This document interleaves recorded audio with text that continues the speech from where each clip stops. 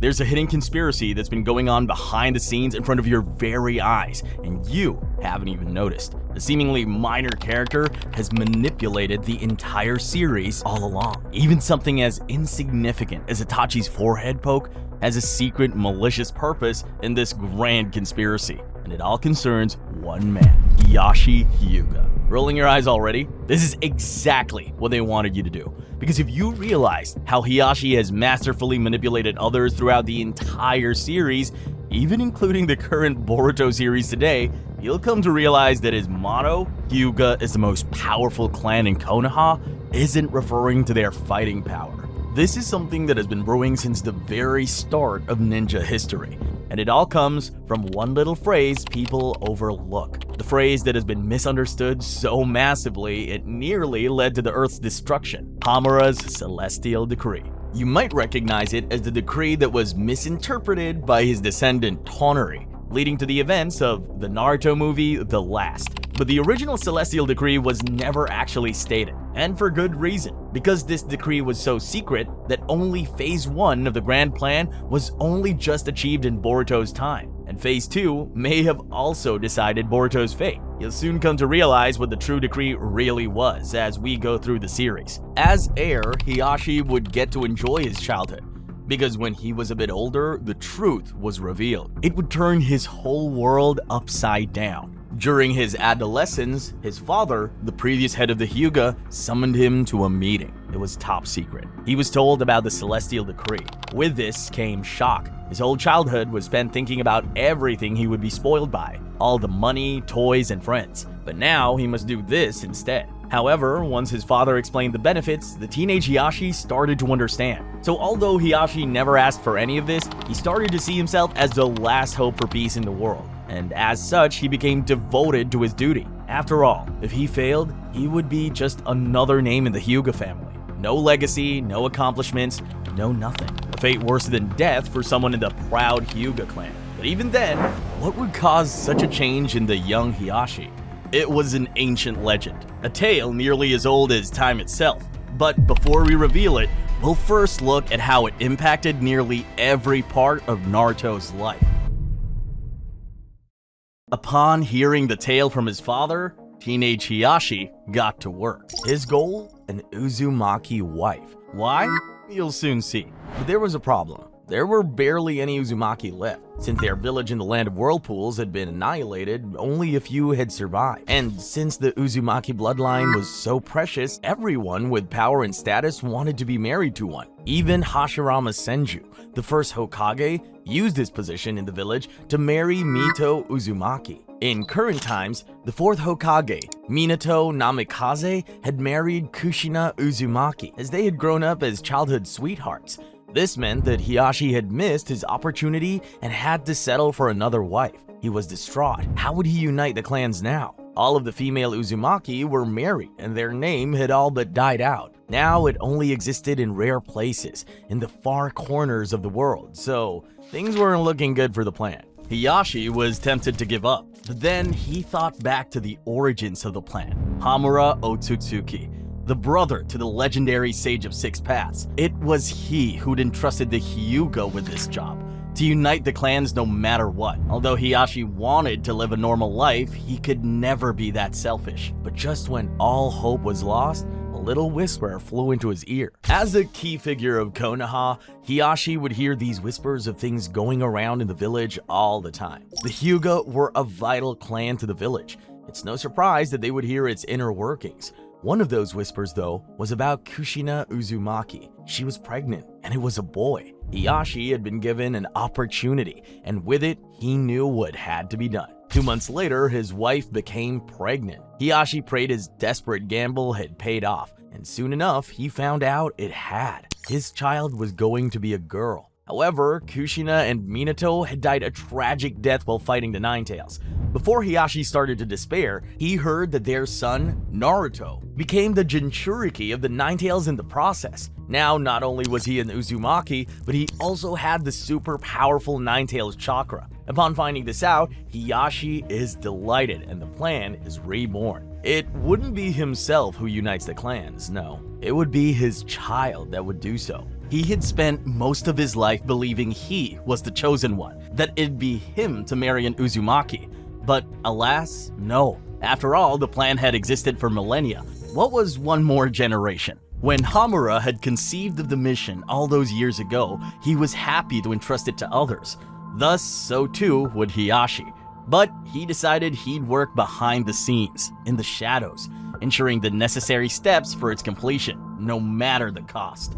From that moment on, Hiyashi devoted his life to bringing his daughter Hinata and Naruto Uzumaki together. It wouldn't be easy, and there were a lot of hurdles to overcome, so he sought help in the least likely of places, with the Uchiha. The Uchiha were a key part in this plan too. You see, Hamura had realized something. Both he and his brother had been extremely strong, yet neither of them were close to the same level as their mother, Kaguya. In fact, their mother's power was actually split between them. This meant it was even further divided in their descendants. But although fractured and scattered, that power remained, waiting for somebody to unite it. So, to truly bring peace, the two aspects of chakra would have to come together again. In other words, the sun and moon would have to merge, just like it did when Kaguya was sealed.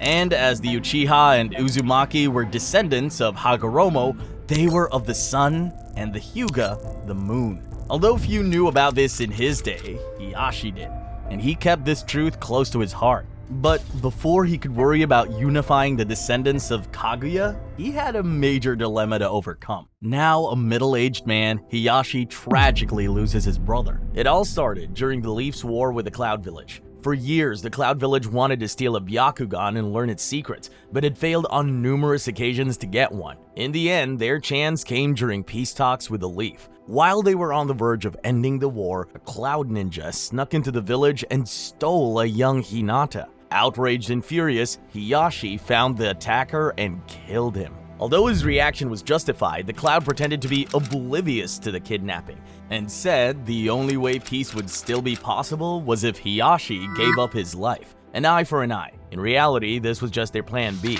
another way to get their hands on a Byakugan. So his twin, Hizashi, pretended to be Hiyashi and died in his place, with the clan's curse seal that was branded on him in childhood sealing his Byakugan away, and especially keeping it away from the Cloud Village's hands. Meanwhile, across the village, a young Uchiha known as Itachi is making waves. He's only a kid, but people are saying he's got the wisdom of a Hokage. That's not all. He also joined the Anbu at 11 years old and became their captain not long after. He's special. So now, while mourning his brother's death, Hiyashi starts thinking about the plan. Well, not entirely.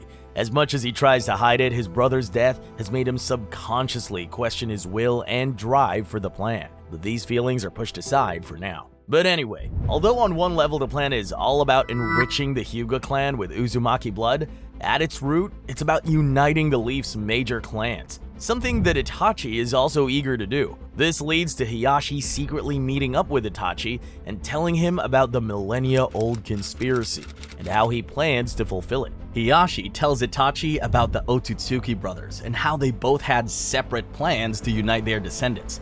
Hagoromo gave his children a set of commandments, and they were passed down to their descendants. However, due to their bitter rivalry and lust for power, they were corrupted. Hiyashi, however, proposes a solution: Hamura's Celestial Decree. The decree was Hamura's own plan on uniting the clans. He'd use his offspring, the Hyuga, to serve as guides and watch over the other clans until the time is right. So for years, the Hyuga elders kept the true decree alive, and only they knew the strange instructions contained within it.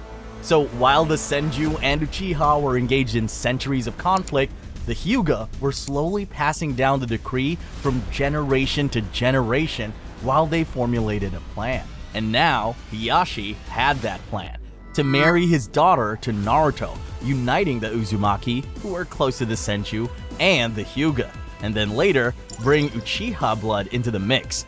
Upon hearing this, Itachi agrees. He's in. He's sick and tired of the Uchiha's rivalry and hunger for power and welcomes a change. Soon after, seemingly channeling the power of a genius psychologist, Itachi starts poking his brother Sasuke on his forehead. An unusual way to show affection, it seems at first. But instead, its true purpose is more genius. Remember this, as this simple action by Itachi will come into play decades later. However, back in present time, there's a problem. The Uchiha aren't cooperating. They don't like the idea of mixing their clan's blood with the Hyuga or the Uzumaki. Although not an immediate problem, it would cause trouble later. But, as if it was some dark prayer answered by fate, Itachi seems to go completely haywire. Hiyashi hears of the news that Itachi killed his entire clan in one night. Even Hiyashi, a man who would go to great lengths to fulfill his decree, is horrified at this action, even though he has benefited from the Uchiha clan's extermination. But this benefit would not be without cost.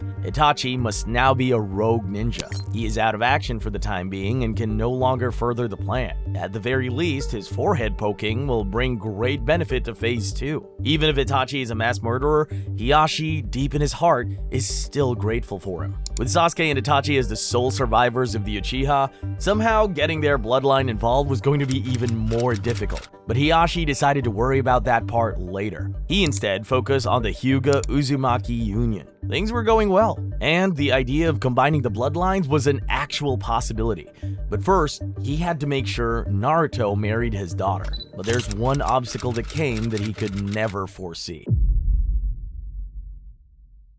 Up until now, things have been going surprisingly smooth for Hiyashi's plan. But how to make his daughter fall in love with Naruto? And what if he doesn't love her back? Despite the challenges ahead, things start to look up. Naruto and Hinata are in the same class in the Ninja Academy. Perfect. However, Hinata is looking anything but promising. Her taijutsu sucks, and she's making the clan look bad. On top of that, Naruto is also looking like a failure. In other words, the two of them weren't looking like the saviors Hiyashi was envisioning. Now he's angry. It dawns on him that his only purpose in life is to make sure these two failures get together.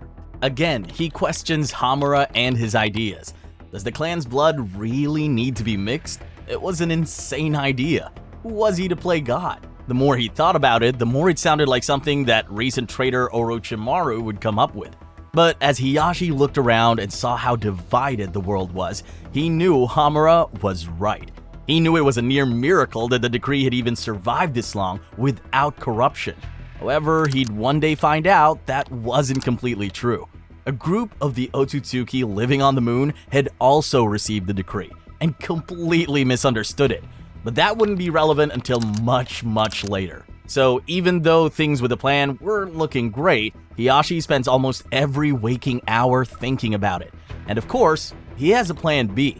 He had this ace up his sleeve for a while, and it came in the form of his second daughter, Hanabi. While her and Naruto may have a 5-year age difference, it might not be as bad if Naruto is held back in the academy for a couple years or more due to his failed graduation tests. Because of this, he neglects Hinata. However, this neglect has a silver lining. It brings her closer to Naruto, who's also suffering. But unlike her, Naruto doesn't shy away from his tough childhood, and the pain makes him even more determined. Hinata can't help but admire it. Plus, by some miracle, both Naruto and Hinata graduate, and Naruto's name is going around as he was also able to master a powerful forbidden jutsu, in the process beating up a rogue Chunin instructor. Upon hearing this wonderful news, Hiyashi salivates. Now, he needs Naruto in the clan no matter what. Plan A is back on. Things seem to be back on track, but just as quick as things turn around for the better,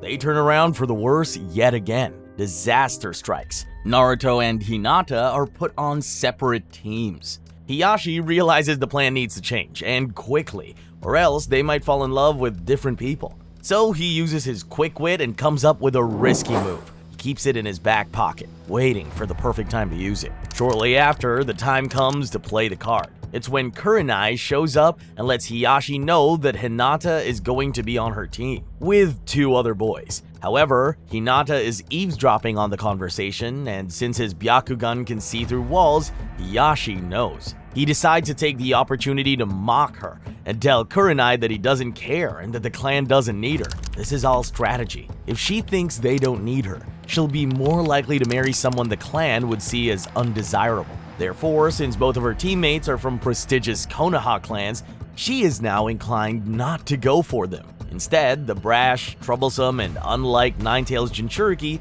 is something much more up her alley. It's a gamble, but it's his only hope. And once again, his gamble pays off. But if only Hinata had remembered how fast he came to protect her against his own brother, she would realize that this supposed neglect he has is just an act, and he truly does love her, no matter how strong or weak she is. But luckily, she's still oblivious to this. Some time has now passed since Naruto and Hinata have become Genin, and Hiyashi finds out that all 3 rookie teams are being nominated for the Chunin exams, including Hinata and Naruto. He also knows that his nephew, Neji, the Hyuga prodigy, had been a Genin for a year and is also ready for the exams. While most clan leaders would be proud of 2 of their youngest members entering the exams so early, Hiyashi doesn't see that. He sees a golden opportunity. So Hiyashi goes and pays Might Guy a visit and lets him know that Kakashi's students are competing in the exams. Guy is shocked. They've only just become Genins. What's Kakashi thinking? But he can't let his rival win, so he makes sure his team and Neji compete. Guy thinks it's his idea, but in reality, Hiyashi is the mastermind behind it. So now all of the Genins will be competing. Hiyashi pulls Neji aside and lets him in on the plan. One day during training, Hiyashi watches Neji strike a wooden dummy until splinters fly out from it. Do the same to Hinata, he tells him. But little does Hiyashi know, Neji already hates Hinata and the main branch. In fact, Neji doesn't really understand the plan at all. But since he's been given the green light to show no mercy to a member of the main branch, he's not going to give this chance up. Meanwhile, Hiyashi finds out about Naruto's heroic deeds against Zabuza in the Land of Waves, so he knows that he won't be able to resist defending Hinata. Fast forward a little while and the Chunin exams have begun. And guess what? Hinata, Neji, and Naruto have all made it to the finals. That's not all though. It's Hinata versus Neji in the preliminary rounds. Perfect. Neji beats Hinata up and gets into a fight with Naruto. Things couldn't be going better. And that's not even the best part. Naruto is scheduled to fight Neji in the next round, and he can't stop speaking about how he needs to defend Hinata. Of course, there's no way Naruto is going to win against Neji, but at least he and Hinata can bond over their mutual defeat. The day of the finals has come. Things are looking good. There are even some other promising matchups here. Now, on to Naruto and Neji's fight. Everything is going smoothly. Wait, what's Neji saying? Fates being sealed? His father being murdered? Oh no. Hiyashi realizes he may have screwed up a little. Neji then lets the plan's details slip, but luckily to the crowd, all it sounds like is just some ramblings of destiny rather than a reveal of a secret conspiracy. But then, things get even crazier. After a tough battle, Hiyashi watches as Naruto's fist connects with Neji's chin, his stoic mask cracking for just a moment, showing a quiet sign of relief. Hiyashi can't believe his luck. This boy just gets more powerful and powerful. And what's even better is he's completely tamed Neji. Phew. So much for that potential coup by the side branch. Now, Hiyashi's master plan is in full swing, and he's also got Neji on board. But unlike Neji's grudge, there are some things which Hiyashi isn't going to be able to resolve. Before we continue, if you're enjoying the video so far, be sure to like, subscribe, and especially click that notification bell. Also, be sure to follow my Twitter. Now, back to the video. During the end of the Chunin exams, things hit the fan and all hell breaks loose. Not only does Orochimaru kill the 3rd Hokage, but now the Sand Village's invasion has caused widespread damage, and Leaf Shinobi are being stretched thin. Hiyashi is being forced to send out too many Hyuga members on missions to pick up the slack. What's even worse is that soon after, he hears Sasuke Uchiha has defected from the village to join Orochimaru. While Naruto and Hinata are doing well, this still stresses Hiyashi as he needs Sasuke for Phase 2. Worst comes to worst, if Orochimaru takes over Sasuke's body, Hiyashi will have no choice. He will have to request assistance from Itachi and hope he's still for the plan. This act alone could potentially brand Hiyashi as a traitor to the Leaf, and he knows if that happens, that rat Danzo would love to use this excuse to destroy the Hyuga clan. Hiyashi has always long suspected that Danzo had some hand in the Uchiha clan's massacre. He can't prove it, but you don't become head of the Hyuga without having good instincts. So Hiyashi would like to avoid this outcome. For that, he needs the best to retrieve Sasuke, and there's no better person to do so than his own Neji.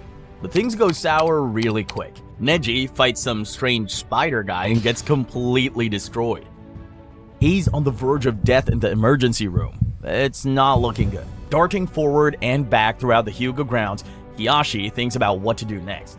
Those old thoughts he had of abandoning the plan when his brother had died start to come back. Just as Hiyashi pushes them out again, suddenly, bursting in from the side is one of his assistants. With a sigh of relief, Hiyashi goes to the hospital. Neji is going to make a full recovery. Naruto also is uninjured, but the delight at this doesn't last long, as Hiyashi soon learns that Naruto is going on a 3-year expedition with Jiraiya. That's 3 years where he won't see Hinata at all. A disaster for the plan. To make things worse, Hinata's too shy and doesn't even see him off, but her teammates are teasing her for her crush on Naruto, so things are still going somewhat smoothly. Still, all Hiyashi can think about is the plan, and 3 years is a long time. Anything could happen. And he isn't liking the fact how Naruto spent a lot of time with his pink-haired teammate. She may have a big forehead, but having multiple dangerous missions together may have made them closer. This meant with Sasuke out of the picture, the two getting together is looking ever more likely. Hiyashi had to stop that at any cost. Does he kill the pink-haired girl? Does he rescue Sasuke and somehow force them to get together? No, too risky and too much hassle. He thinks of a better idea. Make Hinata hot. It's weird since he's her dad, but he doesn't care. He'll do anything for the plan. So now he has a few years to make Hinata as attractive as possible. Meanwhile, Naruto is away with Jiraiya learning secret techniques and going on adventures. Hiyashi realizes he has to make Hinata strong as well as attractive by the time he's back, so he assigns Neji to be her mentor. This was for 2 reasons. One was so she could develop her skills, and the other was so Neji could work to persuade her to get with Naruto. Neji, following Hiyashi's orders, suggests that Hinata grow out her hair, making her more desirable for a young man. Plus, puberty is good to her. Even better. Making sure his daughter was sexually attractive was a weird step to take, but he'd gone too far to turn back now. Hinata's attractiveness is now central to world peace. Still, there's only so much he could do, especially as Hinata chose to walk around with a big bulky jacket, whereas the pink-haired girl Sakura opted for a tight red bodysuit. Anyway, 3 years later, Naruto returns and he meets up with Hinata, but she faints. Great. At this rate, he's going to have to hypnotize them to get them together. Shortly after, Naruto, along with Hinata and Kiba, are sent to retrieve Sasuke. Not one to miss an opportunity, Hiyashi has a word with Kiba and tells him that Naruto and Hinata would probably find it quite embarrassing if people thought they were a couple. He knows Kiba is the type to be easily manipulated by reverse psychology, and it works better than Hiyashi could ever have expected, since even in the face of death, Kiba kept up the teasing. Things were going nicely. Hiyashi could finally smile, until he returned home one day to find the entire Leaf Village reduced to ashes. After the Akatsuki leader Pain invaded the village and reduced it to rubble, Hiyashi returned home to find his house vaporized. Understandably, he was annoyed as much as can be, when he found out that during Pain's invasion, Hinata had confessed her love to Naruto. Perfect. Even though Hinata's been stabbed, Naruto nearly died, and thousands are now homeless, he doesn't care. The plan is easy from here. All that needs to be done is for Hinata and Naruto to talk to each other about their feelings, and there we go. Everything is complete. Until a few months later, when he finds out from Kiba that Sakura also declared her love for Naruto. He's furious. He'd come so close and risked everything to make this happen. Damn it, he thought. I should have killed her when I had a chance. Just when Naruto became a hero and Hinata had confessed her love, everything looked back on track. Why did Sakura have to ruin everything? But then he finds out that it was just a big lie and she still loves Sasuke. Hiyashi was ecstatic. We're back in business, he thought. With Sakura out of the way, what could stop them now? Well, probably the war that was just declared. At that point, their chances of survival were pretty slim. And to make matters worse, Madara Uchiha had just been resurrected. For real this time. Things were looking dire. Not just for the plan, but for the entire world. There would be no wars in the future if the plan succeeds. So this one must be fought with all of our strength. Days of fighting go by. Everyone is doing well. Naruto taps into the full power of the Nine Tails and is now the figurehead of the war. He single-handedly takes down that entire army of white Zetsus. Not only that, but the reanimated shinobis of the past have been released. Whoever did that must have been a true warrior for peace. All that's left is the mythical Ten Tails, which isn't even at full power. Sure, Madara is there as well, but with this many people and 2 full-power Jinchurikis by our side, it shouldn't be a problem. We might all actually survive. Neji dies, in front of Hiyashi's very own eyes. Reality hits him hard. He realizes how much he'd grown to love his nephew. Over the years, Hiyashi had grown fond of him, and now even saw him as a son. He was devastated. What is the point of this? What is the point of doing all of this? But then, he saw Neji, the beautiful man, use his dying words to bring Naruto and Hinata together. He realized it wasn't just his plan now, it was Neji's too. He had to fulfill Neji's sacrifice for the plan, for all of us. Hiyashi was so proud. Neji really had it in him all up until the end. Now, they just had to defeat Madara, end this war, and mission complete. A task easier said than done, but things take a weird turn. Madara manages to cast the infinite Tsukuyomi. Hiyashi, trapped by the irresistible Genjutsu, envisions his dream coming true. He sees Naruto and Hinata's wedding. Everything is perfect, almost. He still has phase 2 to worry about. Hiyashi is at Naruto and Hinata's wedding. You'd think he'd be crying in joy, but he has a stoic face. He's already thinking about phase 2. Just as Naruto and Hinata have their wedding kiss, Hiyashi sees something strange in the distance. It looks like a crack, stranger, almost like a crack in the sky, and it's getting bigger and bigger. Wait, there's more cracks next to it, and the sky is all ripping apart. What's going on? The infinite Tsukuyomi is over. The war was won. Hiyashi, upon learning it was a dream, isn't actually too concerned. The world is at peace, and Hinata and Naruto are already so close. It's only a matter of time before Naruto and Hinata get together. Surely nothing can stop the plan now. Fast forward 2 years and Naruto and Hinata are still not together. Hiyashi can't believe it, though hope isn't entirely lost, as Hinata is building herself up to it and is knitting Naruto a red scarf as a gift to show her love. But Naruto is the talk of the town and has women literally fighting over it. He now spends his days teaching young ninja and being swamped by ladies. Hiyashi's about to explode. After everything he's done, things were going wrong at the last minute. How? It wasn't supposed to end like this. Come on, Hinata, knit that goddamn scarf. Although at this point, her love is super obvious, Naruto, being Naruto, doesn't see it and shows no signs of loving her back. Out of nowhere, Hiyashi is attacked by a distant relative of his called Tonari Otsutsuki, who comes preaching about Hamura's celestial decree. Hiyashi has done everything for the true decree of uniting the bloodlines. Now, this man Tonari has completely misinterpreted that, thinking Hamura means instead to unite the earth with the moon or something. Ridiculous. If only Hamura himself could punish Tonari for ruining a plan in the works for thousands of years. But although Hiyashi wouldn't have known at the time, this was actually all the plan needed to succeed. And poetically, it would start by him being saved after the battle with Tonari's puppets by none other than Sasuke Uchiha himself. During the conflict, Hinata and Naruto get trapped in a genjutsu, which forces them to trade memories. Naruto's brain is flooded with recollections of all the times Hinata had demonstrated her love. He can't believe how foolish he'd been to miss it. He sees them as children, then as adults, and then her plans to giving him the red scarf as a gift. It's a wake-up call. Naruto starts to believe he's always loved Hinata deep down, but little does he know that love wasn't his own. No, it was being cultivated by Hiyashi Hyuga from almost the day he was born. But to Naruto, it's real. He can't believe how foolish he's been. After that, Hamura Otsutsuki himself appears and lets Hinata in on the real celestial decree. She finally understands, but they still have Tonari Otsutsuki to defeat.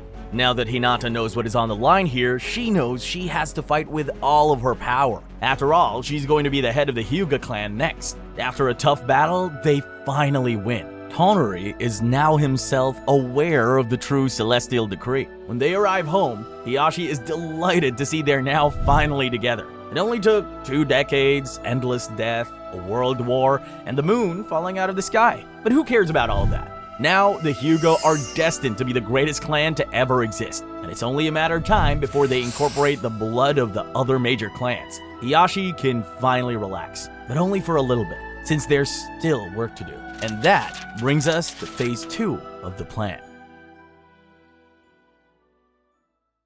During Hiyashi's infinite Tsukuyomi dream, he saw Naruto and Hinata marry, and now that dream was becoming a reality. Boruto was born. With that, the main Hyuga mission that he had been handed down for generations was complete. They'd united two of Hamura and Hagoromo Otsutsuki's major bloodlines, and a potential super ninja was born. However, there was still work to do. He'd promised Itachi as well as Neji that he'd completely unite the major clans of the League, which meant that he had to somehow find a way to bring in Uchiha and Senju blood. Since the Uzumaki clan were so closely tied to the Senju, bringing them in wasn't that important. But now he needs an Uchiha, which brings us to why he needed Sasuke in the first place. Better yet, Sasuke's daughter was born around the same time as Boruto, and since their parents are so close, it's very likely that they develop feelings for each other. But even if they don't, there was always a contingency. For as forward-thinking as Hiyashi was,